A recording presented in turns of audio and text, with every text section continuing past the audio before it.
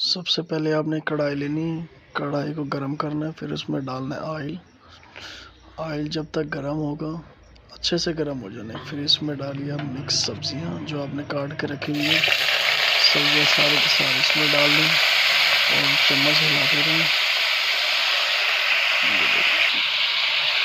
चम्मच हिलाते रहें इसमें जब तक शौक ना हो जाए। आपने इसको वो नहीं करना, चावल नहीं डालने। हिलाते रहें चम्मच अच्छे से। जब ये हो जाए, नरम हो जाए, शौक हो जाए, तो आप इसके अंदर चावल डालना। ये देखिए, आप इसमें नमक डाल दें, हस्बे ज़रूरत नमक।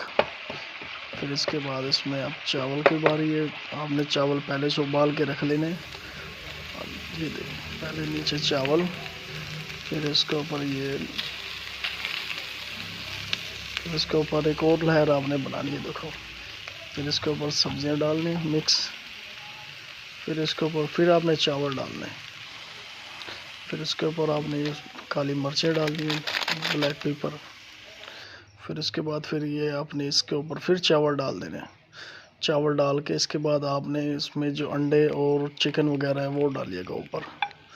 चिकन वगैरह डाल के सब चीज़ें मिक्स कर लेने और इसको थोड़ी देर के लिए चढ़ा दे दम पर।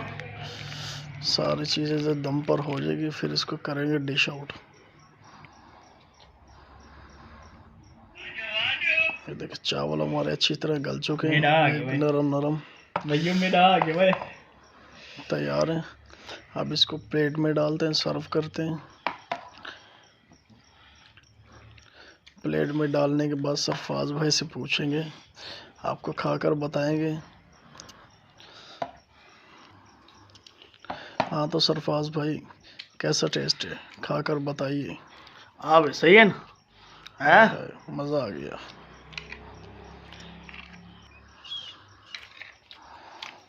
वाह जी वाह, मज़ा आ गया। ये